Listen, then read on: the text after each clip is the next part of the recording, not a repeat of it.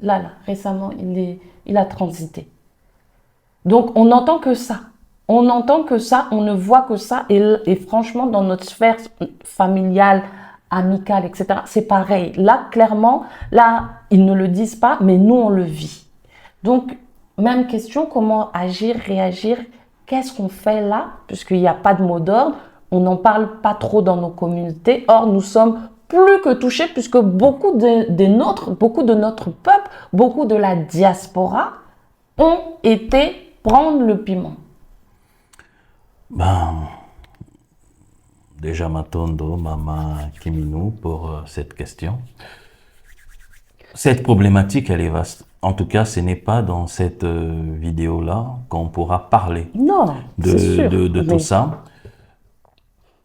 Alors, j'ai dit précédemment que la seule façon de pouvoir nous sortir de ce qui est arrivé et de ce qui est à venir, parce que le chemin n'est pas encore fini. Et la matrice redouble d'ingéniosité et de stratégie.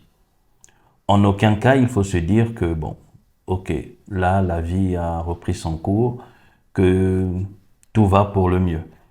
Il suffit juste de voir ce qui se passe dans le monde. Alors, je dirais une chose toute simple. L'univers ne peut pas vous donner ce que vous n'avez pas. La fameuse phrase. Et vous ne pouvez pas obtenir de l'univers ce que vous ne possédez pas. Et en parallèle, vous ne pouvez pas donner aux autres ce que vous n'avez pas. Anzo, Anzo. Yenge Yenge, bonne arrivée sur notre chaîne. Bonne arrivée dans ce moment de partage de notre savoir, de nos connaissances sur la spiritualité Congo. La spiritualité Congo, c'est une spiritualité qui se vit par l'expérimentation. Ce n'est pas dans les livres, ce n'est pas dans la tête, c'est dans la vie. C'est une science de la vie. D'ailleurs, ce que nous allons aborder ici, c'est le fruit de notre propre expérimentation, de notre cheminement. Ça n'a pas été glané dans un livre, ça n'a pas été pensé ou dit par une tierce personne. C'est ce que nos expériences nous ont permis de conscientiser. Alors, ce partage a pour objectif de préparer la diaspora africaine à la renaissance de Kama, renaissance qui a déjà commencé. Lorsque je dis préparer, c'est pour que tu vives cette renaissance, non pas qu'à partir de ce que tu vois, de ce que tu entends, mais également à partir de ton cœur, à partir de ton monde intérieur, à partir de ton identité intrinsèque. Pourquoi? Parce que Maman Toto, le continent, a besoin que tous ses enfants, quel que soit là où ils se trouvent dans le monde, soient réveillés, éveillés et que leur conscience soit alignée avec elle, la terre-mère Maman Toto. C'est d'ailleurs le sujet que nous allons aborder aujourd'hui avec Tata Kintwadi. Comment on peut rester aligné et à quoi ça sert justement d'être aligné avec le continent. Alors je suis vraiment contente de reprendre ces vidéos puisque je dirais que Tata Kintwadi a déjà fait quelques vidéos, mais c'est en réalité notre vidéo de reprise puisque c'est la première où nous intervenons, Tata Kintwadi et moi-même, comme nous l'avions fait en 2020. Et d'ailleurs, on va repartir de 2020, lorsqu'il y a eu la fameuse pandémie, puisque c'est là où nous avons commencé à nous exprimer publiquement. Au vu de ce qui se passait, nous avions à l'époque souhaité donner une grille de lecture spirituelle, subtile de ce qui se passait et de ce qui allait se passer. Tout ça pour permettre d'adapter en fait les comportements et notamment les prises de décision. On a pu voir que ce qui a découlé de toute cette histoire aujourd'hui a des impacts très important. Ce que nous avions dit à l'époque, c'était déjà que cette fameuse crise était orchestrée, organisée et elle avait pour but de nous emmener quelque part. Et que c'était finalement un bras de fer. Et ce qui allait être déterminant, c'était la capacité à résister, à rester centré, ancré. Et donc là, je vais poser d'ailleurs cette question à Tata Kintwadi, ce qui va lui permettre de développer sur la thématique que l'on veut aborder aujourd'hui. C'est lorsqu'on se retrouve comme ça dans une crise, dans un problème qui nous dépasse, qu'on n'a pas d'éléments auxquels se raccrocher, puisqu'on peut voir que nous sommes une diaspora où nous sommes désorganisés, nous ne sommes pas structurés, donc nous n'avons pas de personnes ressources sur qui nous appuyer pour nous dire qu'est-ce que nous devons faire, comment faire et surtout dans quelle direction aller. Ce qui fait que lorsqu'il y a eu cette fameuse pandémie, chacun a fait comme il a pu, comme il a pu tout simplement avec ses propres ressources et ça a donné un petit peu tout ce qu'on voit aujourd'hui. Alors on va rentrer dans le vif du sujet, mais première question que j'aimerais te poser, Tata Kintwadi, pour rentrer justement dans le sujet, c'est comment on peut faire lorsque l'on est confronté à une problématique. Quand je dis comment on peut faire, comment on peut agir, comment on peut réagir lorsque on est face à une problématique qui nous dépasse. On n'a pas de mot d'ordre pour savoir comment faire justement.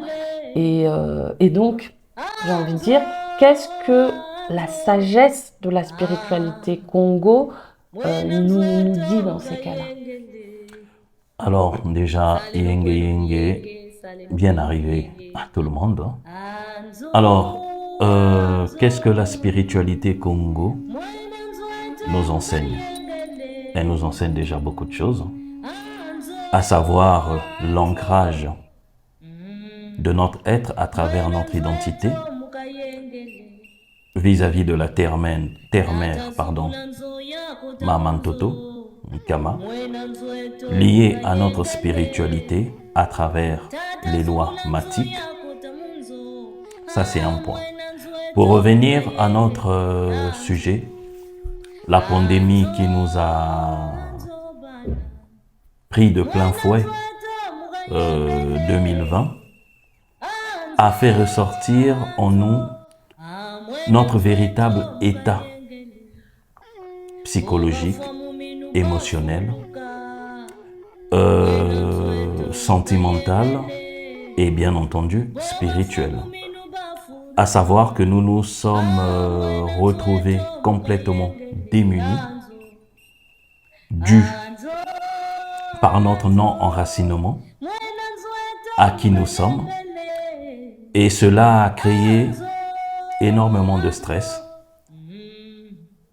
énormément d'angoisse et qui a généré des divisions au sein des familles, au sein des couples. Et en parallèle, je dirais surtout un père se retrouvant devant son enfant et se rendant compte qu'il ne connaît pas ce dernier. C'est grave. Mais au même moment, en parallèle, qu'est-ce qui s'est passé sur Kama pendant cette pandémie? Pendant que nous, on est en train de se chercher ici, vu que nous n'avons pas d'attache à qui nous sommes, Kama a continué à vivre. Kama a continué à fonctionner. Kama a continué à évoluer. Et il faut dire que la pandémie n'a pas eu concrètement d'impact dans un cadre global sur Kama. Pourquoi? Parce que ils ont déjà un rythme de vie qui leur lie à la terre-mère à travers notre ancestralité, qui leur a aidés à pouvoir prendre de la hauteur et laisser Maman Toto, d'une certaine façon, rythmer leur quotidien. Et à nous qui sommes dans la diaspora, je pense qu'il est important, quelles que soient les circonstances auxquelles nous nous trouvons, quelles que soient les adversités ou les choses auxquelles nous sommes confrontés, avant chaque décision, de pouvoir regarder Kama, de tourner notre regard vers Kama. Tourner notre regard vers Kama veut dire regarder à travers nous. Parce que Kama se trouve à l'intérieur de nous. Kama est notre monde intérieur. Et notre monde intérieur qui est structuré et constitué de notre spiritualité. Voilà pourquoi les anciens ont toujours dit, et je te le répète, que la distance qui te sépare entre tes ancêtres, nos ancêtres, Congo, cette distance, elle est plus courte que la distance qui existe entre ton nez et la racine de ton nez. Oui, je sais que ça demande à réfléchir, mais cette pandémie nous a permis de nous rendre compte que sans nous connecter, sans regarder Kama, c'est-à-dire sans nous regarder nous-mêmes, réellement, concrètement, avec la plus grande honnêteté possible, il nous serait difficile, vraiment difficile, je vous dirais quasiment impossible de pouvoir surmonter tout obstacle que le monde extérieur pourra nous imposer. Quand tu dis ça, je pense que même ceux qui nous regardent vont se dire, mais aujourd'hui, on a tellement été conditionnés, et on l'a vu d'ailleurs justement pendant cette pandémie, où les repères, pour la plupart, c'était la télévision, les médias mainstream, qui n'ont fait qu'alimenter la peur pandémie. On parle de pandémie, moi aussi je rajoute la peur pandémie. Donc les gens sont rentrés dans ces égrégores de peur, et la peur, c'était fait exprès. Moi à l'époque, je me rappelle, on avait fait peut-être 1 ou 2 semaines avant que eux-mêmes parlent que nous sommes en guerre. Moi j'avais fait une vidéo, on va la mettre, où j'expliquais bien que nous sommes en guerre. Et c'est là où, justement, c'était à ce moment-là, quand je le disais, pour que les personnes comprennent, conscientisent que ça demande, quand on est dans cette situation conflictuelle, d'avoir une attitude, une certaine attitude, un comportement. Et au lieu de rester focus sur ce que disent ces fameux médias mainstream, ce qu'est le narratif du monde occidental, et bien que c'était important finalement de se tourner vers notre continent, ce continent qui a été décrié, qui a été à ce moment-là dit comme le continent qui allait sombrer, puisque comme d'habitude. Et qu'est-ce qui s'est passé? On a tous été témoins que finalement absolument pas. Et je dirais même que ce soit le continent mère, mais également tous les pays annexes, puisque moi je considère que toute la Caraïbe, ce sont des pays d'Afrique. Et donc eux-mêmes, je dirais, intuitivement, intérieurement, ont été guidés à agir tous de la même façon, c'est-à-dire de se dire, nous on ne se laisse pas avoir par cette peur, déjà, ils ne sont pas rentrés dedans, ils n'ont pas pris du tout.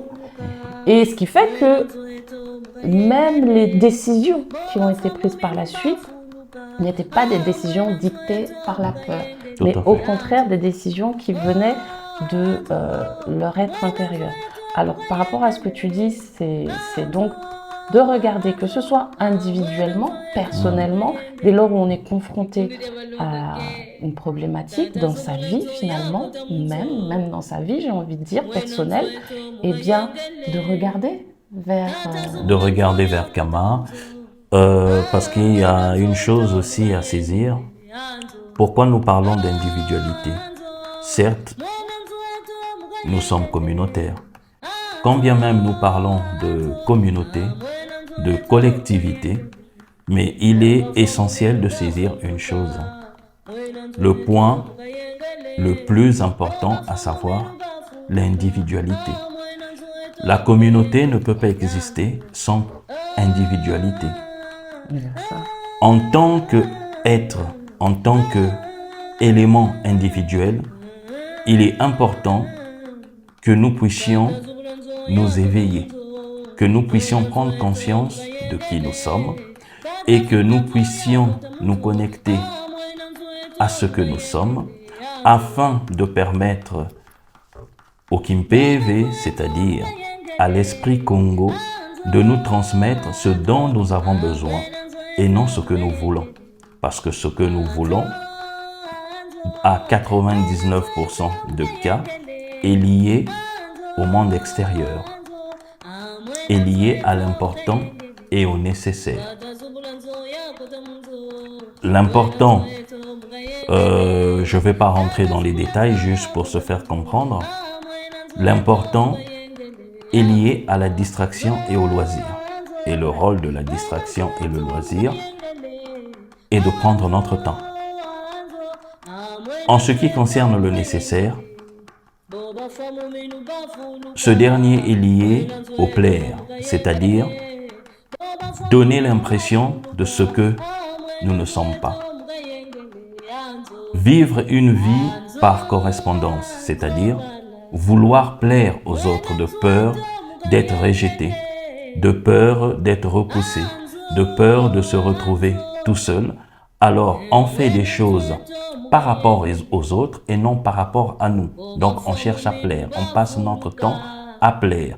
Et comme on passe notre temps à plaire, on ne peut pas constituer cette individualité spirituelle.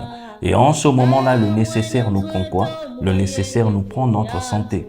Parce que le fait de vivre dans une illusion, de donner l'impression de ce que nous ne sommes pas,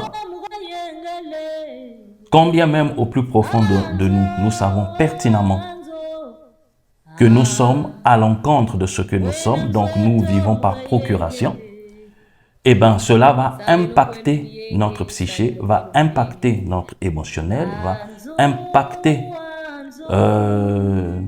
notre psychologie, de sorte que cela va générer un impact sur notre santé, puisque nous vivons par procuration. Et du coup, cela ne nous permet pas de pouvoir vivre et ancrer cette spiritualité Congo qui est en nous. Et quand nous nous séparons de l'important et du nécessaire, comme vous avez tout à fait compris et saisi, vu que nous n'avons pas le temps par l'important et que nous n'avons pas la santé qu'il faut à la longue, nous ne pouvons pas constituer et construire notre individualité Congo, éveiller notre spiritualité. Parce que c'est à travers cette spiritualité-là que l'esprit Congo nous donne ce dont nous avons besoin. Et ce dont nous avons besoin se situe dans l'essentiel. Et j'ai envie de rebondir sur cette notion où justement tu as parlé de distraction. Et voilà, et du coup, on n'a pas été vers l'essentiel. En tous les cas, beaucoup d'entre nous n'ont pas été vers l'essentiel, mais ont préféré aller vers l'important, le nécessaire. Exactement. Dans le monde de la distraction, dans le monde de l'illusion. Et c'est ce qui a primé. Donc, après avoir fait rentrer les gens dans la peur d'ennemi, en leur annonçant toujours plus de catastrophes, toujours plus de décès, toujours plus de ci, toujours plus de ça, qu'est-ce qu'on a fait? C'est qu'on les a emmenés dans de par le confinement, dans ces pseudo-besoins de vivre, hein, pour beaucoup qui sont connectés, comme tu l'as dit, juste à l'important et pas non à l'essentiel, eh bien, se sont dit quoi? Mes vrais besoins, c'est de sortir, c'est d'aller au cinéma, c'est d'aller manger au restaurant, c'est d'aller au sport, etc. Donc on a fait rentrer les gens, et ça n'a pas commencé d'aujourd'hui. Hein. C'est vraiment, on nous emmène vers, on nous a emmenés vers ça depuis longtemps qu'on a développé tout ce monde de la distraction, toutes ces choses qui font qu'aujourd'hui on a l'impression que c'est vital, que c'est essentiel à nos vies, et c'est ce qui a permis de faire que les gens ont été prendre des décisions pour aller manger, pour sortir, pour retourner à l'école parce que les enfants c'était fatigant, ils n'en pouvaient pas, les enfants étaient à la maison, donc il fallait que les enfants reprennent à l'école. Ça, c'était devenu important. L'école, c'est devenu important. Nous, à cette période, les enfants étaient à la maison, comme tout le monde. Eh bien, c'est à ce moment-là, justement, qu'on a pris la décision de passer en instruction en famille, de faire l'école à la maison. Parce qu'au contraire, on a vu que c'était possible et que dans notre projet de vie, finalement, c'était ce qu'il y avait de mieux. C'est là où on pouvait vraiment nourrir nos enfants de la nourriture que nous, on voulait et non pas de ce qui est fait à l'extérieur. Et donc, peur d'ennemi, besoins qui sont des besoins finalement pas du tout vitaux, amener les gens à prendre des décisions. Alors moi, cette décision d'aller prendre, on va l'appeler le piment, parce qu'on va parler de ça aussi, puisque là, c'est collectivement. Et moi, j'ai envie d'en parler aujourd'hui, tout simplement parce que les conséquences, les effets secondaires, aujourd'hui, on est totalement dedans. Et nous, à l'époque, quand on avait parlé, c'était justement pour éviter ça. C'était pour alerter la plupart des personnes qui nous entendaient, de leur dire, voilà là où ils veulent nous emmener, voilà pourquoi vous devez rester centré, ne pas rentrer dans la peur, vous déconnecter de ce monde illusoire. Là, c'est plus des... Jusqu'alors, je dirais, nous, en tant que spirituels, on attendait que les gens viennent à nous. Et c'est là où on donnait, j'ai envie de dire, on dispensait nos connaissances. Mais là, on s'est dit non, faut être proactif. Faut aller chercher les gens pour leur dire. Et c'est ce qu'on a fait en leur annonçant ce qui allait se passer là où on voulait nous amener. Et donc là, je vais revenir du coup aux conséquences, au fait qu'aujourd'hui, on voit qu'il y a énormément de décès. Et là, nous, on ne va pas vous donner des références, des choses. Comme on vous a dit, on ne parle que de ce qu'on vit. Première des choses qu'on a vécues, c'est que moi, pendant la pandémie, lorsqu'ils disaient que il y a tant de cas, il y a tant de ci, vague ça, personne autour de nous, que ce soit famille, amis, voisinage, même partout où on passait, les gens étaient là. Même là où on allait faire les courses, tout ça, les gens étaient présents, quand on les voyait, ils étaient là. Il n'y avait pas de catastrophe comme on pouvait entendre, comme on pouvait lire. Quand tu regardais ton écosystème, ta réalité, c'était ta vérité. C'est-à-dire qu'il dit ça, mais ok, moi quand je vois tout le monde autour de moi, les gens vont bien. Même ceux qui étaient confrontés par le virus, eh bien, ils vivaient leur truc, quoi. Nous-mêmes, on a été confrontés, et on en parlera même dans une autre vidéo, on a vécu le truc. Il y avait quand même, je dirais, au-delà du narratif officiel, il y avait de quoi s'en sortir. Il y avait même au niveau de la médecine naturelle, des alternatives, d'accord? Donc, on voyait que les gens vivaient les choses de façon... Je dirais, allez, quel mot serait le bon pour... c'était normal en fait, c'était normal. C'est-à-dire que oui, on est confronté à un virus, il y a déjà eu d'autres virus, d'autres situations où les gens sont malades. Et en fait, on a déjà le recul suffisant pour savoir comment agir et réagir face à une maladie. Donc c'est ce qui se passait. Moi, je parle de ce que je voyais autour de moi, de ce que les gens vivaient, de ce que nous-mêmes on vivait. Et c'est ça qui m'importait. Or, la catastrophe qu'ils annonçaient à ce moment-là, c'est pas à ce moment-là qu'on l'a vécu, c'est maintenant qu'on la vit. Nous, dans nos familles aujourd'hui, on a déjà des personnes qui sont parties, on a déjà des personnes qui ont transité. À partir de quoi? À partir du moment, la catastrophe, elle a été effective dans nos vies à partir du moment où les gens ont été prendre le fameux piment sous prétexte que ça allait permettre de revivre, de sortir, de reprendre les vies là où elles s'étaient soi-disant arrêtées. Pourquoi la vie s'était arrêtée? La vie sociale, la vie illusoire s'était arrêtée. Mais lorsque tu es ancré, tu es dans ton monde intérieur, la vie ne s'est jamais arrêtée. Hein, on est bien d'accord, elle ne s'est jamais arrêtée. Mais bon, bref, en tout cas, beaucoup de personnes se sont dit, on va aller prendre ce piment pour reprendre nos vies, pour ne pas, ne pas être malade et surtout ne pas, comment on peut dire le mot là, pour ne pas, bon, ne pas transiter. Donc voilà ce qui a poussé les gens, bien qu'ils voyaient que non, ne transitaient pas autant de gens, ne transitaient que j'ai envie de dire de façon normale aussi, ceux qui étaient atteints de certaines choses, etc. C'était, voilà, on était dans un contexte presque habituel, j'ai envie de dire. Mais par contre, dès qu'ils ont pris cette décision-là, ça s'est pas fait tout de suite, ça se fait maintenant là. On est quasiment 4 ans plus tard.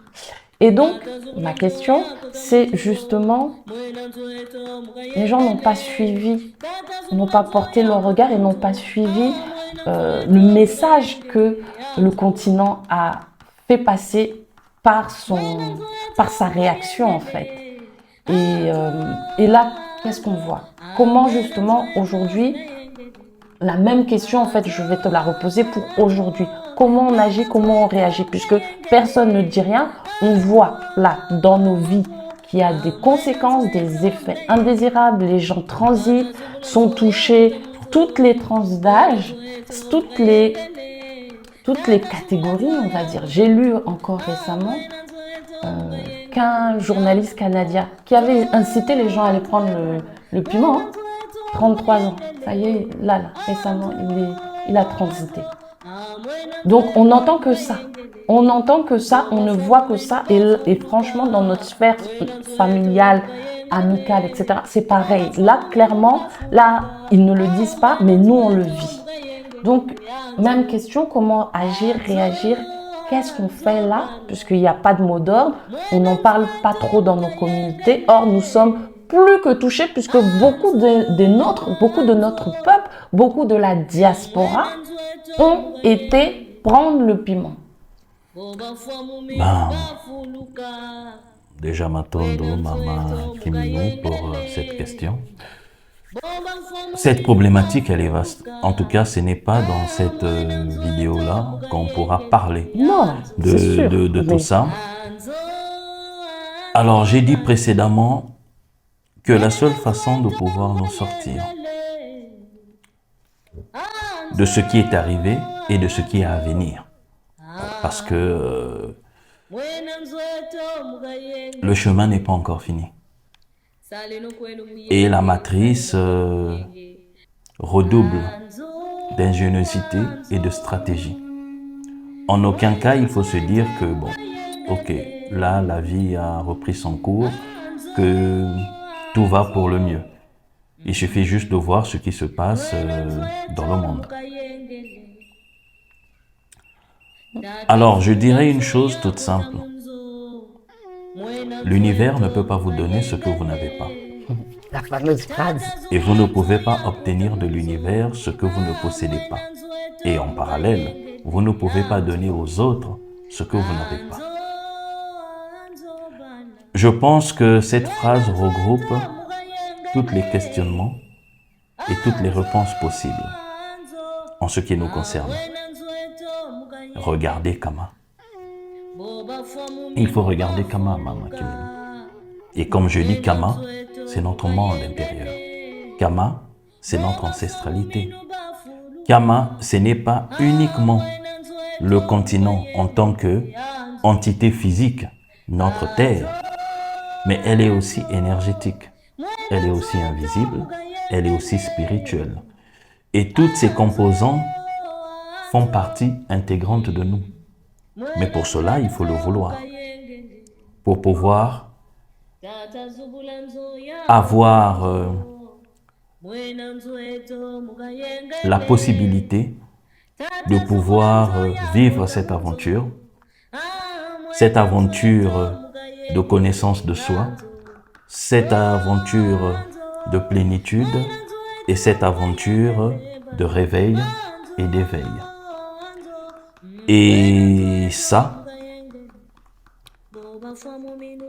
ne s'applique pas uniquement par rapport à la pandémie, mais ça s'applique par rapport à l'existence même de l'être, du Muntu.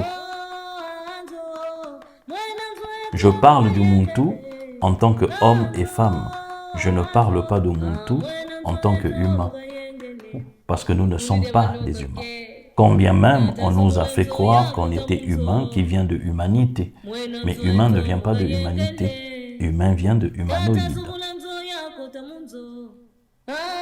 Un humanoïde en soi n'a aucune existence, n'a aucune essence vitale. Un humanoïde est créé pour être programmé, pour être formaté. Parce que l'humanoïde ne peut pas penser par lui-même, ne peut pas réfléchir par lui-même. Et nous avons vu pendant cette pandémie combien des êtres qui se disaient libres, maîtres de leur vie, intelligents, et surtout qui confondent l'intelligence avec l'instruction. L'instruction, c'est de la programmation, c'est du formatage. On te forme pour un domaine précis, on te forme pour quelque chose. Mais une fois qu'on sort de ce cadre d'instruction, de formation, on se rend compte qu'on est complètement nul. Ce n'est pas pour manquer, voilà. C'est pas pour manquer de respect, mais on se rend compte à quel point on est limité. Ce n'est pas ça l'intelligence. D'autres vous diront que l'intelligence, c'est l'expérience de la vie. Mais on ne peut pas expérimenter la vie si on n'est pas vivant. Excuse-moi, d'ailleurs, j'ai eu la surprise, parce que c'est ça aussi, autour de moi, de voir des gens que je considérais comme intelligents. Qui, dans cette histoire-là, j'ai dit, mais toi là, depuis le temps que je pensais que tu étais intelligent, je te découvre. Exactement. On a découvert les vrais visages, la nature même des gens, leur fondement intérieur du coup. Parce que l'intelligence qu'ils reflétaient, c'était une intelligence illusoire. Tout à fait. Donc, pour terminer sur ce point-là, on ne peut pas actionner l'intelligence en expérimentant la vie. Or, le problème, c'est que pour expérimenter la vie, il faut être vivant. Il y a une grande différence entre un être vivant et un être humain. L'être humain, c'est celui qui existe. Il existe, mais c'est une coquille vide. Il n'a aucune conscience en soi, puisqu'il est dans l'incapacité de raisonner. Il est dans l'incapacité de penser.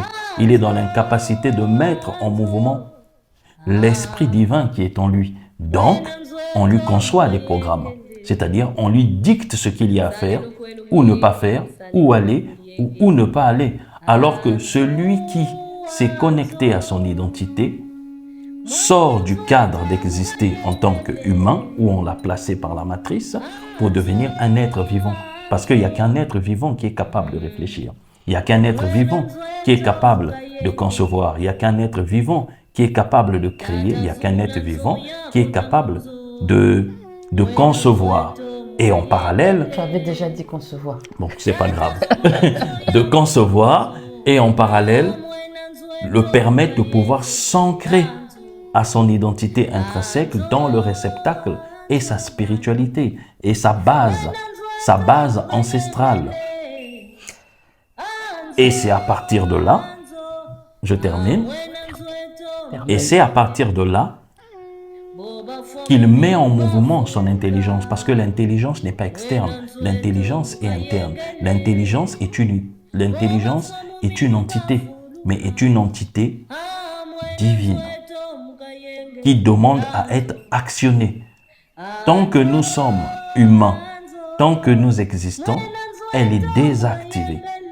Tu ne peux pas mettre en mouvement l'intelligence divine, la véritable intelligence, Tu ne peux pas mettre cette intelligence-là en action tant que tu ne t'es pas lié à qui tu es, tant que tu ne t'es pas connecté à ton identité. Donc, inutile de vouloir l'aide de nos ancêtres ou de l'univers ou de Maman Toto. Si on est déconnecté, c'est quoi ton branchement? Donc, je terminerai par là, Maman Kimba. D'accord. Donc, par rapport à ce que tu nous dis, c'est que là, j'ai envie de dire feu à volonté vers Kama. Tout à fait. Tourner tout notre regard, nos yeux, notre regard, nos oreilles, notre bouche, notre cœur, tout notre être vers Kama. Combien même aujourd'hui tu as pris le piment et que tu entends ou que tu vois même dans ton écosystème que les gens sont en train de se débattre avec ça. Il y a même, et ça fera l'objet de la prochaine vidéo, des gens qui sont atteints de certaines pathologies, mais qu'ils ignorent en fait, ils ne savent même pas. Enfin bref, mais voilà. En tout cas, si tu es déjà en train de te questionner sur ça, sur tout ça, sur ce qui se passe,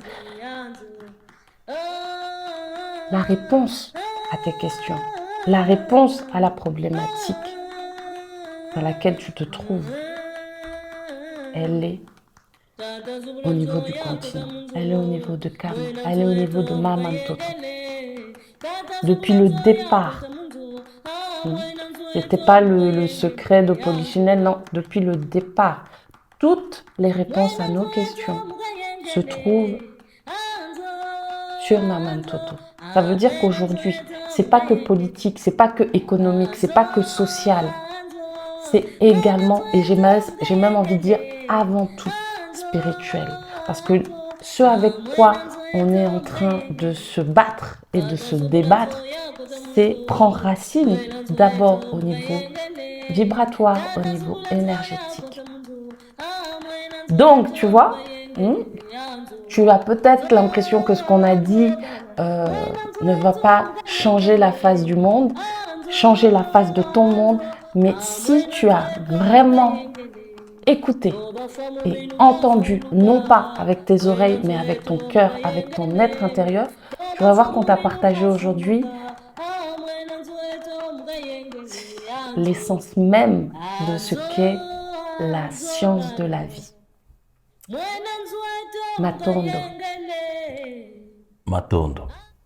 Mwena nzweto mugayengele sale no kwenu muyenge sale no kwenu